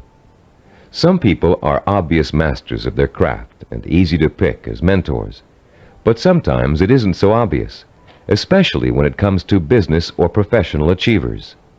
How can you choose among several possible candidates? How can you pick the person who is most likely to provide you with the inspiration and example you need? In Session 2, you used an assessment form to compare your own behaviors, habits, and thought patterns against the 10 positive characteristics of the self-disciplined achiever. On page 25 of your study guide, you'll find a similar form that you can use to identify the strengths and weaknesses of prospective mentors, with instructions on how to use it. Put this form to work for you as you seek out that special person who can help you achieve your most cherished dreams and goals.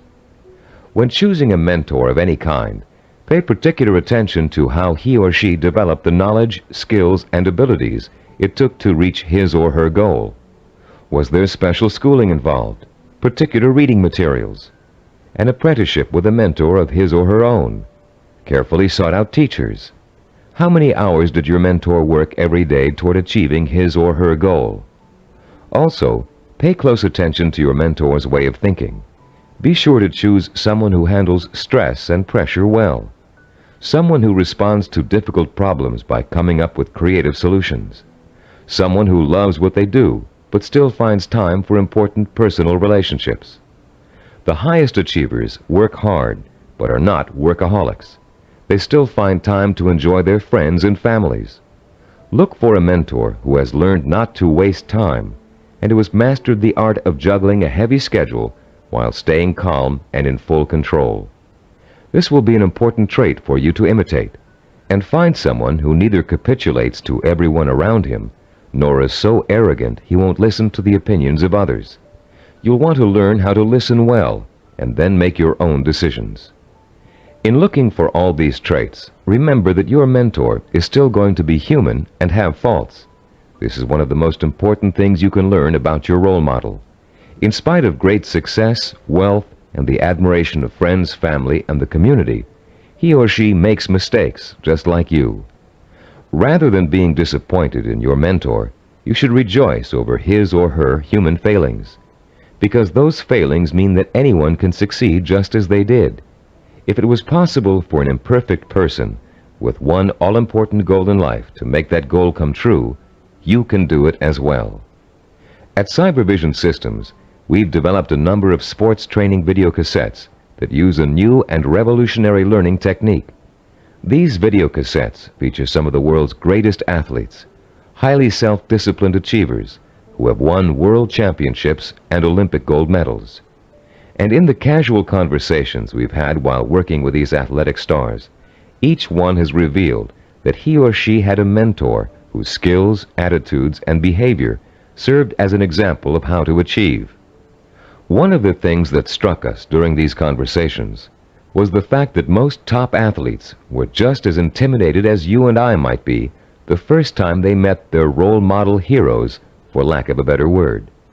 The idea that a major league ball player of undisputed talent might be quivering like a school kid in the face of their lifelong hero made us feel pretty normal, actually.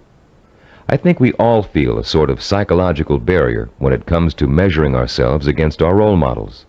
But as the athletes we talked to discovered, that barrier can be overcome quickly and easily. Each of them described the eventual realization that came from playing on a team with a personal hero or from riding the same pro circuit. The realization? As Olympic gold medal skier Jean-Claude Killy put it, everybody puts his pants on, one leg at a time.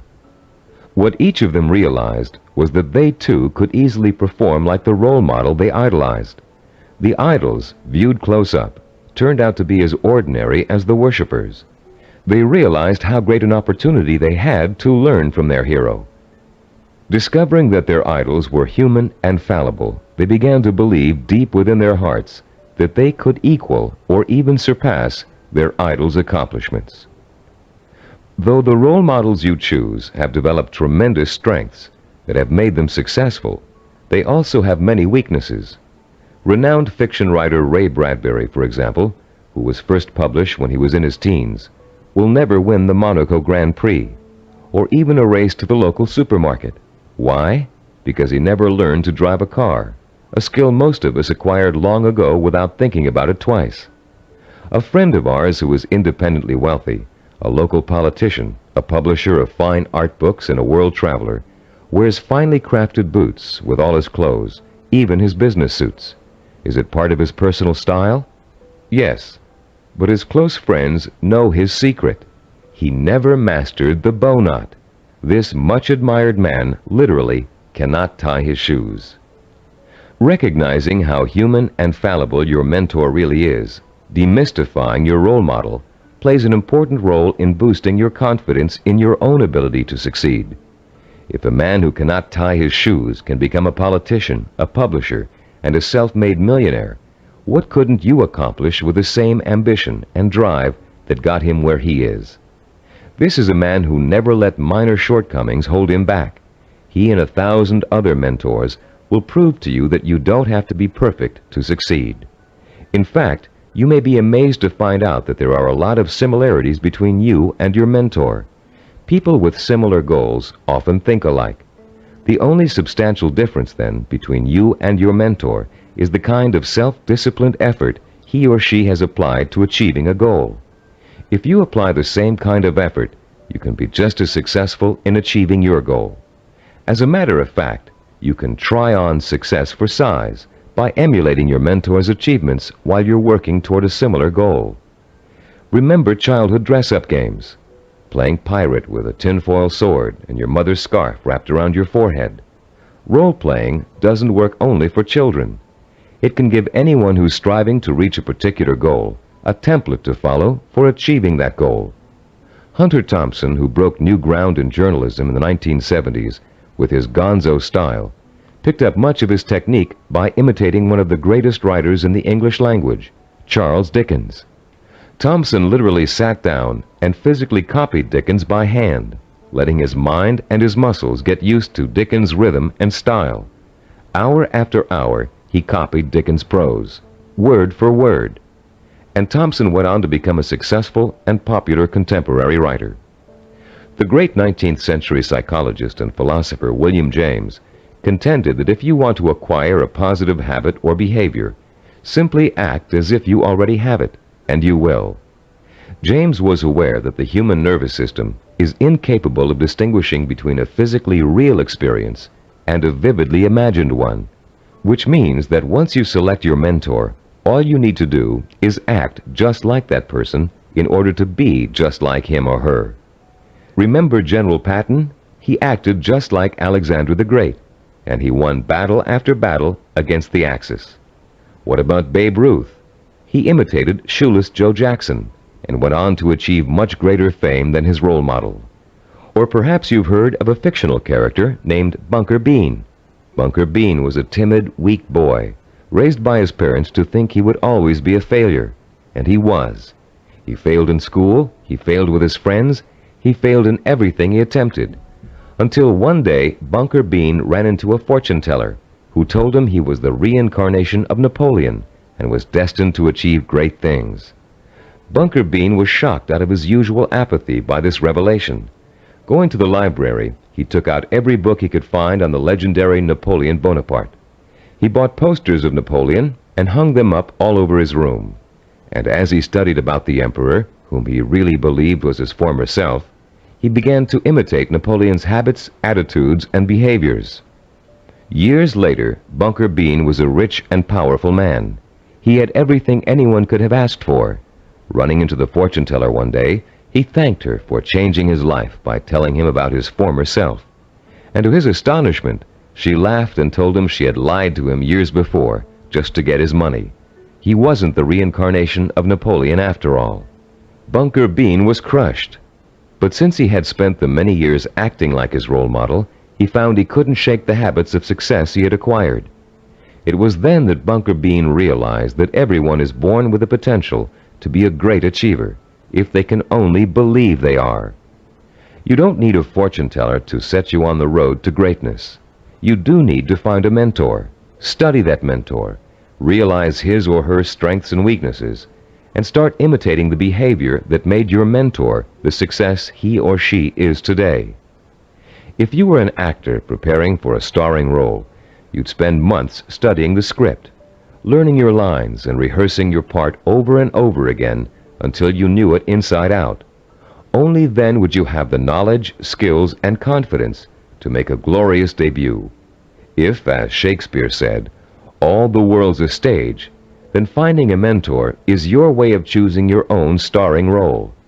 For a while, as you closely observe your mentor and learn the script, you'll be just an understudy. But then, one day, the stage will be yours. Acting as if has remarkable suggestive power. In a book called The Wind Walker, which was made into a powerful film, an aged blind Indian spends his days teaching the ways of warriors. Sitting late at night, reflecting on the day's lesson and the children's reactions to it, he recites a poem to the heavens, part of which goes, "And did you not see the glow of their faces when he called them men, when he called them warriors? And is it not so that we become most quickly the persons we think we are?" And later, this passage appears. He was making the children feel important, that one day they could be important. That was the way of a teacher, of a true man. Once you select your role models and learn about them and from them, you, like the young Indian children, should feel important, so that one day you will be important. This power of importance you draw from role models is really the power of possibility. Once you learn about your role models, their strengths and weaknesses, they become real and human to you. You stop worshiping them and begin to believe that you can become like them, or even surpass them. Once you make this realization, then your purpose becomes more real, more possible, and the fires of desire, fanned by the sense of possibility, begin to burn deep within your heart. And then, and only then, can you successfully begin the process of working persistently and progressively toward your vision and purpose. We're now reaching the heart of the action section of this program. In this session, you're going to learn how to transform your purpose into sensory-rich, emotion-provoking images of achievement. But before we do, let's quickly review the kinds of actions you've taken so far to begin your journey to achievement. In Session 4, you learned how to determine your purpose, the goal that represents the true desire of your heart and mind. This purpose is so important to you that you're willing to dedicate a great deal of time and energy to achieving it. It gives you a reason for living, and a reason for becoming the kind of self-disciplined achiever who can make it happen. In Session 5, you learned how to identify models of achievement, people who have already attained goals similar to yours. You learned how to turn those models into personal mentors, people who can inspire and teach you to achieve in much the same way they did. You found out how to isolate and identify their talents and habits. You also learned to use your mentors to create a strong sense of possibility, a feeling that if they could do it, so can you. With a clearly defined purpose and a strong feeling of "it's possible for me," you have already broken through the chains of failure that shackle and bind more than 90% of mankind.